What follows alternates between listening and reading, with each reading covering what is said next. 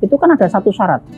Kalau kamu masih ingat, kamu boleh gabung di tempat kita, syaratnya satu, jual mobilmu dulu.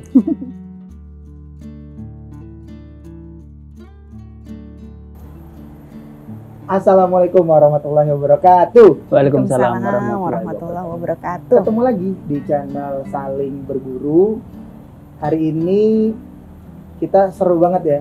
Mas Ili, masih sama saya Faisal Kamal dan Mas Ili. Sampai lupa kenalin diri nih. Sama saya Faisal Kamal dan Mas Ili, dan hari ini kita lagi main ke sebuah tempat di daerah Tuntang, Kabupaten Semarang, namanya Kampung Beci.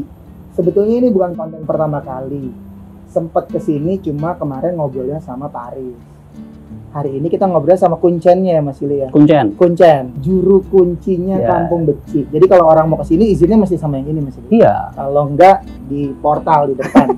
Kenalan dulu ya teman-teman. Mbak Ade, kenalin dulu deh sebenarnya Mbak Ade ini siapa dan latar belakangnya apa? Silakan. Oke, aku di sini sebagai koordinator usaha Lembar Kerja ID, platform digital di mana kami nyiapin website gitu, website bentuknya digital yang nanti orang tua tuh bisa beli membership, terus mereka unduh materi-materi belajar khusus anak-anak usia dini gitu.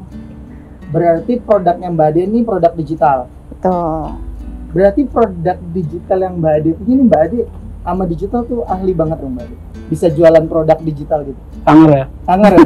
Ibu-ibu masih jangan gitu. Produk digital. Enggak Mas. Awalnya enggak banget. Sama digital itu sama aplikasi aja. Aku tuh gaptek. Gaptek itu sampai aku kadang-kadang dulu tuh zaman dulu tuh Mas. Aku mau buka satu akun aja misalnya gitu, itu aku minta bantuan, karena aku takut salah, gaptek. Terus gabung di satu unit usaha ini, Lembar Kerja, didampingin sama Mas Ili, sampai awalnya tuh aku kenanya karena aku nggak pede karena aku gaptek gitu. Bilang sama Mas Ili, Bang. Iya. Sikat dong Mas Ili. Iya ya Mas. Hajar kan. Ya dulu kan tahu dia kan lulusan UI. Kebayangan kalau UI itu bagaimana? Begitu tak tanya dia bilang gaptek, ya udah omelin terus. Tiap hari kita omelin, kita paksa, harus belajar, harus maksain. Masa dengan orang yang kepala 5 kalah? Kan gitu. Itu kan masih muda banget, Kal. Iya. Sama Mas Ili. Jadi bahkan lulusannya apapun tetap nggak boleh gaptek hari ini ya Mas Ili? Ya nggak bisa lah. Hari ini tuh kita kan harus ngikutin zamannya. Kita harus belajar terus. Oke. Berarti Mbak Ade dengan latar belakang yang akunya gaptek hari ini sudah jauh lebih baik karena buktinya punya usaha di Lembar Kerja Kampung Beci. Nah, ini kan Kampung Beci ini satu tempat yang ya nanti teman-teman akan dikasih lihat gambarnya bahwa ini tempat kan luasnya berapa tuh Kampung Beci? Sekitar 7.400-an meter. 7.400 meter lebih. Terus tempatnya hijau semua, enak banget. Mbak Ade nih memang orang sini atau bukan orang dari sini? Sebelum ada di Kampung Beci. Ini udah berapa lama Mbak Ade di sini? Oke. Aku di sini masuk tuh 22 Maret 2020. Jadi udah 2 tahun masuk sini. 2 tahun di Kampung. Berarti di sini 2 tahun ya? 2 tahun di sini. Sebelumnya aku di Salatiga. Tapi sebelumnya tuh aku sebenarnya bukan orang Salatiga. Aku tuh orang Jakarta. Aku lahir Jakarta. Terus 2014 aku baru masuk. 2015 awal deh. Aku baru masuk Salatiga gitu. Nah, gabung sama komunitas. Aku minta belajar sama Sili itu 28 Februari 2019. Apa Lisal? 28 Februari 2019 pertama kali. Kan kalau Mas Isal 14 Mas, 14 Februari. Oh iya, kan beda 2 minggu kita. Pintar Mas Ili, gampang namanya ya. 14 tambah 14 28 Pak. Oh iya. 2 minggu. Nah, ada perbedaan nggak tinggal di Kampung Beci, hari ini namanya Kampung Beci, dengan Salatiga atau justru bahkan dari Jakarta, ada shock culture nggak? Ada sih Mas, ada banget sih sebenarnya, ada banget gitu. Karena biasanya awalnya tuh aku dulu tuh nggak kebayang sih tinggal di desa yang aku kan orang kota gitu. Biasanya weekend main tuh ke mall, mana lagi sih gitu. Terus nonton gitu. Terus sampai masuk Salatiga.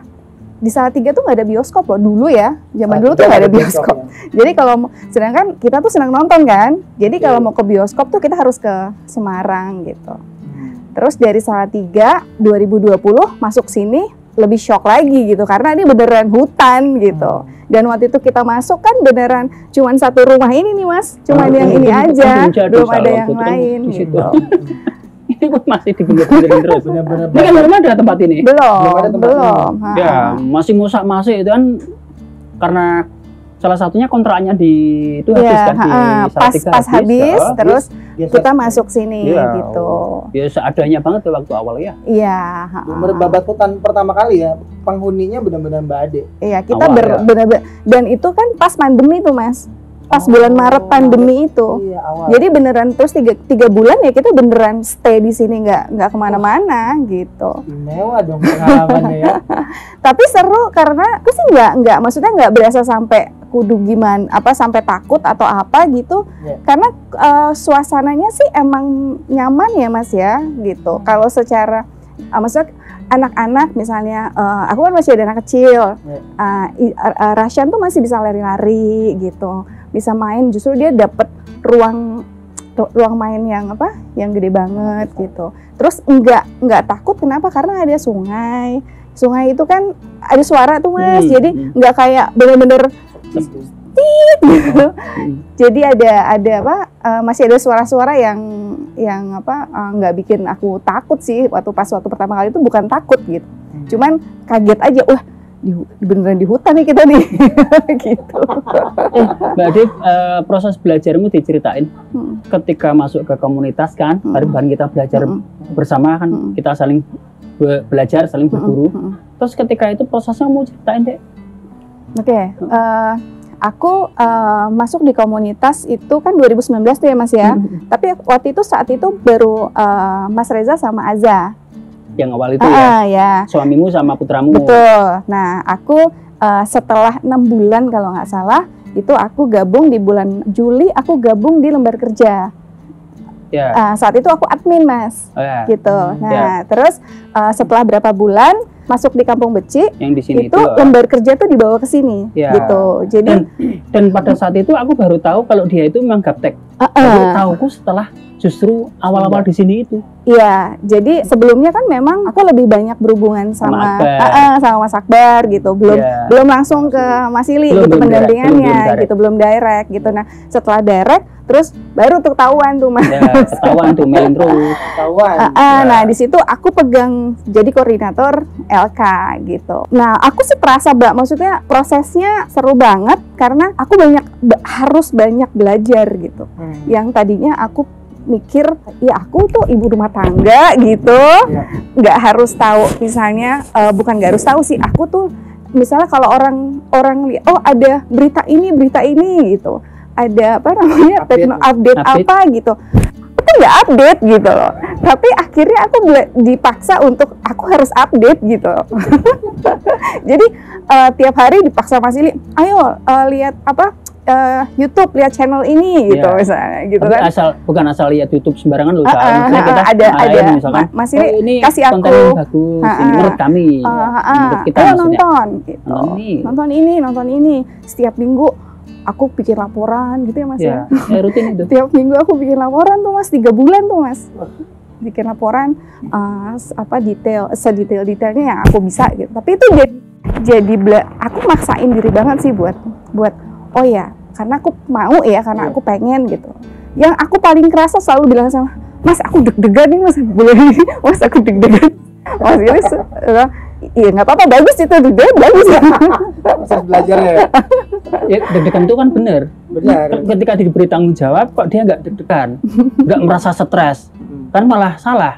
Kalau diberi tanggung jawab itu harus merasa deg-degan dan merasa stres, karena itu berarti menunjukkan tanggung jawab.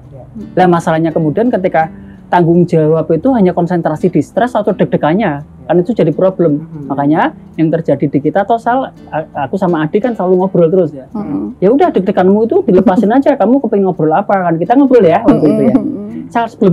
Sebelum kita eksplorasi atau elaborasi si Adi tentang bagaimana proses kreatif dia sebagai seorang leader di LK itu, lembar kerja itu, sebentar, aku mengingatkan dia, aku mau tanya ke dia.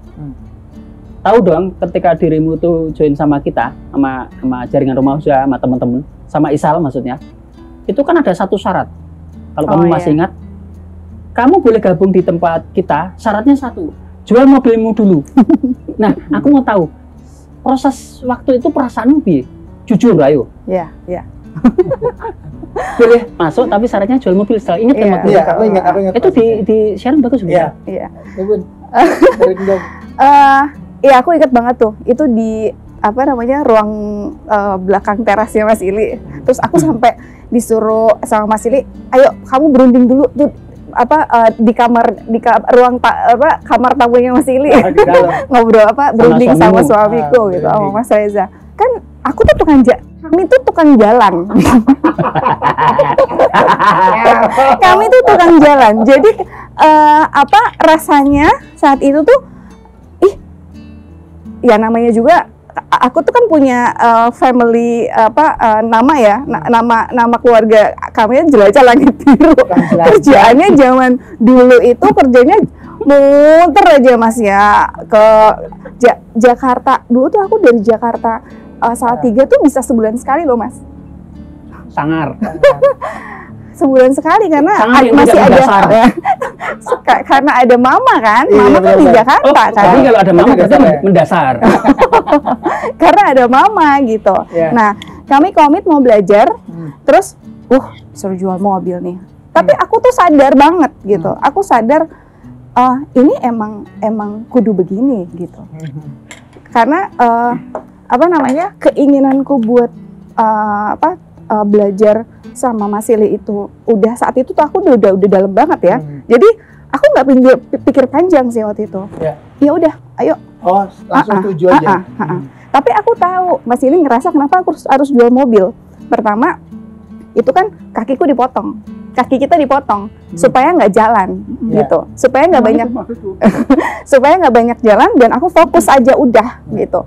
Nggak usah mikirin, ada mobil pengen kemana nih gitu. Kan dulu kan kami udah usaha ya Mas ya. Nah, tapi kan usahanya naik turun gitu. Nah, aku tuh pengennya tuh bisnisku yang ya sekarang umur anak-anak udah mulai gede tuh Mas ya kan. Terus aku pengen tuh yang panjang gitu loh, yang nggak setengah habis terus entar ada lagi terus apa lagi gitu. Pengennya tuh yang panjang aja gitu. Nah, aku tuh lihat JRU, makanya aku tuh udah pengen banget gitu. Saat itu tuh belajar di situ gitu.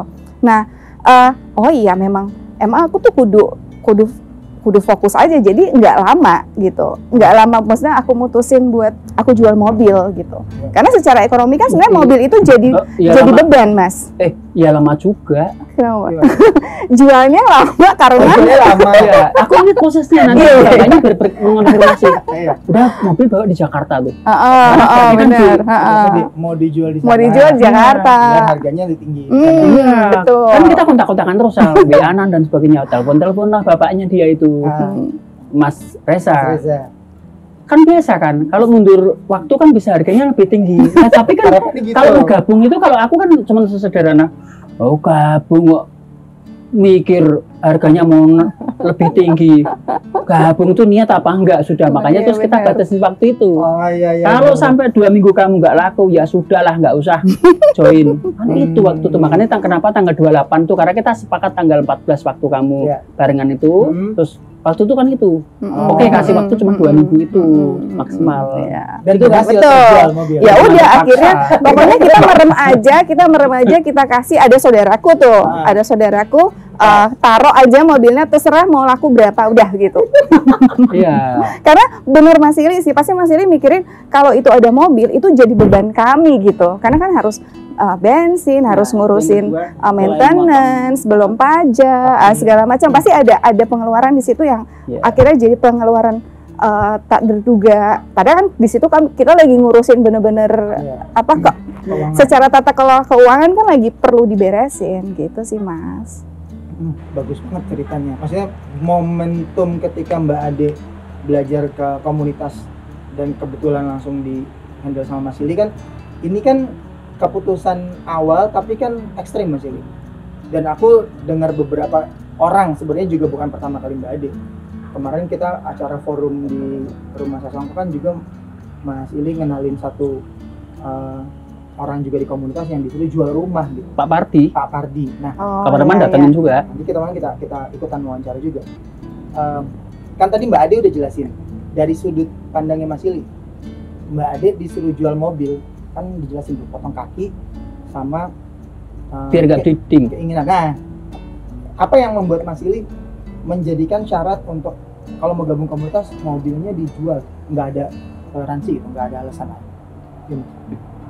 Kan prinsipnya sama dengan dirimu tuh Sal. Maksudnya gini, aku meyakini sih setiap orang tuh punya potensi, dan setiap orang tuh aku sampai hampir yakin bahwa setiap orang ketika seperti Ade melakukan sesuatu, aku bisa menjamin bahwa itu pasti berhasil. Cuman kan kembali lagi, dia istiqomah nggak? Lah, ketika persoalan tadi dia punya catatan list family dan sebagainya harus banyak dikunjungin, sementara itu bukan jadi fokusnya yang utama pada saat itu, yang waktu itu ya kan itu kan bisa jadi daya ganggu. Lah, padahal sekali lagi yang aku selalu bilang ke dirimu, ke Ade, apa yang aku bilang adalah Faisal lah, Mela lah, mau Resa, mau Ade, lah kamu itu kurang-kurang pintar, orang-orang Jakarta, posisi kelas intelektual menengah gitu. Kan kita tahu kamu itu pasti orang pintar, bisa jadi marketer, mudah dipercaya orang. Tapi mungkin ada persoalan yang struktur berpikirnya soal istiqomah atau fokus apa duluan itu yang jadi problem. Kebayang maksudku? Ya itu aja sih. Jadi aku tuh nggak ada persoalan apa-apa terhadap dia itu menjual mobil. Menjual mobil itu hanya salah satu metode dia biar fokus. Jadi aku nggak ada pikiran apapun sebenarnya, semudah itu sih. Iya. Karena aku ya udah ke satu titik itu aja sudah. Tapi pas titiknya Mas. Ya pengalamannya Mas Ili bener-bener kalau enggak Mbak Ade ya tadi dibilang jalan terus kemana-mana, akhirnya fokusnya malah enggak objektifnya sih akhirnya. Objektifnya lagi pengen belajar tapi jalan-jalan kan malah jadi gangguan di proses belajarnya itu. Iya. Oke. Ini Sal, mungkin dari dirimu atau aku dulu ya. Sekarang gini, Ade kan sekarang belajar di proses kreatif yang sekarang itu kan justru belajar mimpin orang. Kan selalu yang kita sampaikan gini, Dek kamu belajar dulu teknis, Sal kamu belajar dulu teknis, ingat kan kalau di kita. Makanya kan aku minta, Sal kamu coba CF itu kayak apa, pahami, riset. Dan apa yang terjadi sekarang, kamu hari ini kan di CF kan punya akun lebih dari 30 biji. Dan itu benar-benar bisa jadi passive income kan. Dan alhamdulillah. Begitupun Ade. Pada saat awal gabung kan, ayo toh Dek kamu bikin kreatif fabrika dong. Paling enggak punyalah. Sekarang punya berapa? 35 biji akun. Biar teman-teman tahu, biar enggak apa-apa. Artinya ini pun bisa dilakukan oleh siapapun. Satu orang bisa punya 1000 akun boleh. Cara kita aja. Betul. Nah, berarti kan kamu nggak bisa dong 25 akun kamu urusin sendiri. Artinya pada saat tahap berikutnya adalah selain fokus untuk dirinya sendiri, adalah bagaimana belajar naikin level, fokus bagaimana ngelola orang. Lah, dirimu sharing bagaimana bergeser di belajar bersama-sama ini. Sekarang kamu kan bukan lagi menjadi seorang perseorangan bisnis yang as a person, tapi bisnis as a together. Di awal tuh aku kan ngerjain sendiri semua ya Mas ya. Awal kan aku LK tuh, admin pagi sampai malam. Tapi tuh sampai waktu itu kan sempat aku tuh sampai kadang-kadang lupa kalau udah jam berapa gitu. Saking asiknya belajar. Sambil nyusoni kan? Oh iya, Rasyid masih bayi ya? Iya, masih. Istimewa loh itu. Nah, terus tahapnya aku udah ngerasain tuh ya, dari pegang dari hulu sampai hilir gitulah. Nah, terus Mas Ili kasih tantangan baru gitu. Ayo, kamu mau naik level nggak? Gitu. Cari pegawai gitu. Nah, tapi kan proses cari pegawai aja buatku, aku tuh sampai bisa nggak sih cari pegawai di tempat kayak gini. Aku tuh itu loh Mas, sanksi loh awal loh. Sanksi ya. Tapi balik lagi sih, Mas Ili itu nguatin aku, pasti ada, cobain aja Mbak gitu. Nah, terus aku beneran ada nih. Dari mana coba Mas? Dari temen tukang sayur. Dari tukang sayur yang biasa Mbak Ade belanja. Belanja gitu. Ya udah, aku sekedar pokoknya Mas punya anak nggak yang ada ponakan atau ini yang lulusan SMA atau SMK gitu. Ya alhamdulillah jodohnya ya. Terus ada 2 pilihan, terus akhirnya udah tetangga sini, terus Mas Ili bilang udah ikutin hatimu aja, mana yang kamu mau ambil gitu. Dapatlah. Alhamdulillah sekarang tuh berjalan Mas. Alhamdulillah. Tapi kan prosesnya itu tuh juga aku sendiri belajar dari yang biasa aku pegang sendiri, terus sampai harus delegasi gitu. Nah itu kan prosesnya ternyata nggak gampang gitu.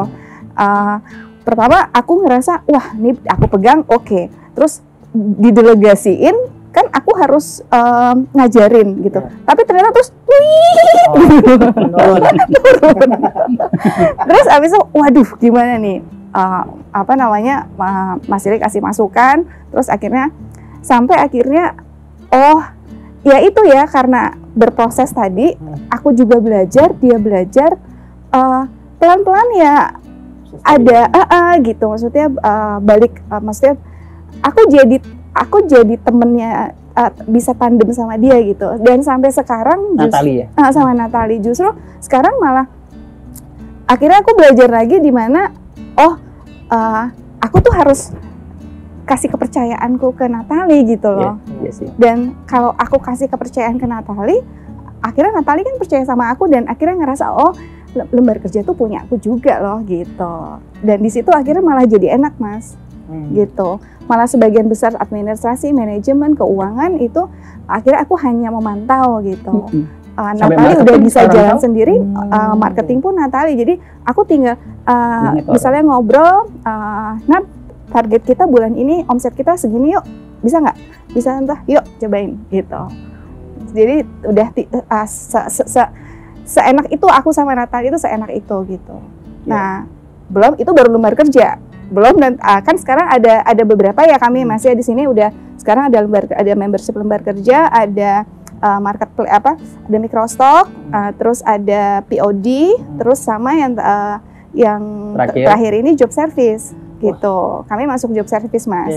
Nah, ya itu apalagi di job service ilustrasi kan aku nggak punya basic sama sekali gitu kan. Tapi kami punya mentor teknis. Mentor kami teknis Kak Zaki yang umurnya jauh di bawah aku. Tapi ya balik lagi maksudnya kita mau belajar nggak sih gitu. Itu sih Mas.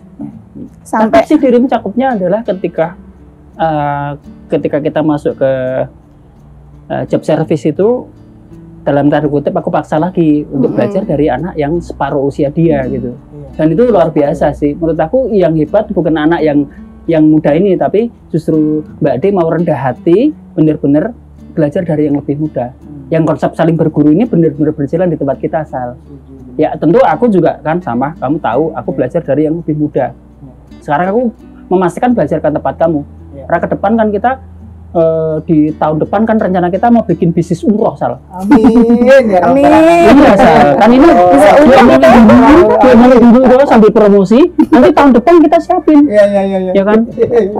Iya. Lihat balik lagi ke Ade aja. Tadi tuh aku sempat kaget, maksudnya obrolan kita tuh di awal tuh Mbak Ade lembar kerja. Terus hari ini tadi Mbak Ade ngomong dari lembar kerja sama Mas Ili ditantang lagi buat ayo lanjut lagi belajar ke microstock, POD, job service. Jadi sebenarnya di tempat ini bisnisnya ada beberapa dong berarti. Ada beberapa pembelajaran atau hal yang Mbak Ade dapat ketika ngedampingi. Ini kan berarti selain Natali tadi, kan nggak mungkin Natali ngerjain semua sendirian, dong, pasti ada timnya. Nah, cerita Mbak Ade di tempat ini tuh, tim Mbak Ade itu berapa banyak dan bidangnya apa aja orang-orangnya? Silakan. Oke. Saat ini kita ada 9 anak, termasuk Natali ya. Ada 9 anak. 9 orang di tempat Mbak Ade ini. Di kebun kerjanya. Kerjanya di kebun ya. Bukan cuma satu yang diyakinkan, sekarang ada 9 anak yang lain loh. 9 anak yang di Mbak Ade ngerjain tadi bidang-bidang tadi. Di awal itu pertama 2 dari kami dapat kepercayaan dari karir anak ya. Kak Isa lagi. Kasih muka. Kakak Isa. 2 anak itu dari SMK Semarang. Terus berapa bulan kemudian, terus baru datang lagi tuh 4 anak gitu. 4 anak berarti kan ada 6 gitu. Terus sekarang ada lagi adiknya yang kakaknya sudah di komunitas. Terus tahun lalu gabung lagi di kelas 2 SMP, jadi homeschool. Terus pengen ikut gabung belajar di sini. Namanya Radit. Putranya Mbak itu ya? Putranya Mbak Basum gitu. Salatiga. Belajar juga di sini. Belajar juga. Terus ada satu lagi Izan kan 13 tahun. Izan ini putra keduanya Mbak. Ikut jadi tim juga. Iya, sekarang sudah ikut jadi tim juga gitu. Jadi kita aktivitasnya di rumah kaca itu ber9 gitu. Sharing Mbak Ade, pengalaman dampingin 9 orang ini kan pasti setiap orang nih ini banget apa otentiknya masing-masing ya. Gimana proses Mbak Adenya lah, proses mendampingin mereka? Serunya itu karena aku kan nggak punya pengalaman Mas, gitu. Terus ya salah terus. Tapi kan karena ya tadi ya pengen belajar gitu. Aku tahulah dari teman-teman, maksudnya banyak dari teman-teman komunitas dari Mas Ili, gimana sih kayak misalnya ngurusin anak yang masing-masing kan beda-beda. Ada yang misalnya pas waktu baru datang ke sini terus shock karena widih di hutan gitu. Mereka shock aja. Iya, mereka shock pasti gitu. Terus ada yang mereka terus udah gitu dateng suruh piket. Piketnya nyapu-nyapu, bersih-bersih gitu. Nah, tapi kan itu akhirnya mereka pasti belajar kan. Tapi kan yang belajar sebenarnya aku gitu. Gimana caranya naikin hati mereka gitu loh Mas, buat ya emang proses belajarnya tuh ya kudu begitu dulu gitu. Terus ngayem-ngayemin mereka kan Mas, gimana bikin mereka betah gitu kan, itu kan aku yang belajar sebenarnya gitu. Nah cara ngomongnya gitu, cara ngomongnya, terus gimana aku harus handle misalnya nih contoh dia pas misalnya si A gitu, terus mukanya langsung masam, gitu, apakah cemberut gitu. Tapi kan ternyata kan ada tekniknya ya, aku harus ngayemin hatiku dulu gitu. Terus gimana ya macam-macam deh, tapi aku belajar dari teman-teman komunitas sih gitu. Sampai misalnya waktu di job service gitu, anak-anak udah mulai handle klien gitu. Nah kan aku sendiri kan ada mentor, aku dimentori Mas Ili sama Kazaki gitu kan. Di situ aja kan aku menghandle anak-anak, mengatur timeline mereka aja, aku masih salah awalnya gitu. Gimana bikin anak-anak nyaman, gimana bikin anak-anak ngerti, nggak ngerasa ini kok kayaknya gimana ya, maksudnya ya aku tuh harus ngehandle merekanya gimana gitu kan, itu kan aku belajar juga Mas. Ya, jadi proses 2 tahun ini jadi proses yang yang menarik banget buat di proses Mbak Ade belajar. Banget Mas, banget. Ya, oke. Terus Mas Ili, aku malah minta di sesi yang ini prosesnya Mbak Ade ini kan bukan proses yang, aku yakin bukan proses yang pertama, karena setiap orang yang belajar di komunitas pasti ketemu ruang sulitnya masing-masing. Nah, aku di sesi ini sebagai penutup aku minta Mas Ili ngasih beberapa kesimpulan sih, kesimpulan awal ya Mas Ili, on prosesnya Mbak Ade dari orang tadi Mas Ili bilang lulusan universitasnya juga negeri, terus latar belakangnya juga orang, dan Mbak Ade kan dulu kerjanya di Jakarta kan, cukup oke lah, masuk ke kampungan, ruang sulit. Nah hari ini 2 tahun ini berhasil membangun sesuatu dari lembaga kerja dan kampung beci. Nah ini Mas Ili ngasih beberapa kesimpulan awal buat Mas Mbak Ade. Abis ini karena kita mau ajak Mas Rezanya nih kalau bisa biar ikutan cerita proses keluarganya mereka. Ini proses secara pekerjaan, monggo Mas. Soal ya. Hidup itu kan kayak orang makan. Kayak orang makan. Maksudnya gini, mengunyahlah sebelum ditelan. Oke. Ini tadi kan aku makan terus. Jadi sebelum aku telan itu, aku kunyah dulu. Ya. Maka hati-hati. Mau hidup kita sekarang disergap sosial media. Ya. Mau hidup kita ini karena teknologi informasi. Ya. Mau hidup kita ini dikena pandemi. Ya. Itu tuh tidak ada apa-apa sebenarnya. Karena kembali lagi yang kemudian akan mengunyah itu ya kita itu. Yang akhirnya akan kemudian setelah mengunyah itu harusnya bagaimana cara menelannya, kapan menelannya, terus seberapa akan menelan. Tahu ya maksudnya? Paham. Ya, coba terjemahin omonganku ini. Sekarang kamu yang closing. Enggak sih. Ya. Oke. Ya prosesnya Mbak Ade menurutku dari statementnya Mas Ili tentang mengunyah itu kan berarti sebetulnya proses, menurutku proses di mana Mbak Ade dikasih sesuatu dan mesti dia telan, tapi nggak bisa langsung ditelan semua. Prosesnya Mbak Ade, aku ingat gini Mas, ada satu statement yang aku juga dapat ngobrol sama Mas Reza dari suaminya Mbak Ade. Orang itu kadang-kadang overestimate sama sesuatu yang sifat 1 tahun pertama. Terus tahun aku pengen ini. Tapi dia underestimate sama yang 5 tahun. Sementara proses Mbak Ade ini kan 2 tahun Mas Ili. Menuju tahun 3 nih bener. Menuju tahun ketiga. Aku ngeliatnya banyak orang yang excitednya sama sesuatu yang seperti setahun.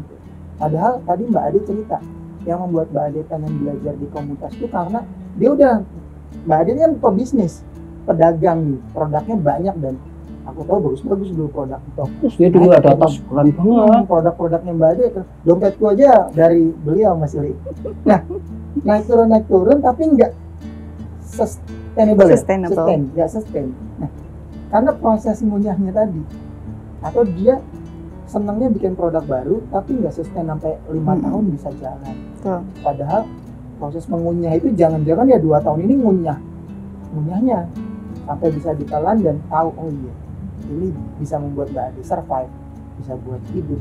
Bahkan hari ini kampung beci jadi keren kayak gini menurutku ya kerja kerasnya Mbak Ade, babak belurnya Mbak Ade, Mas Reza didampingin sama komunitas. Itu sih menurutku Mas Ili. Benar Mas Ili? Iya silakan. Oke.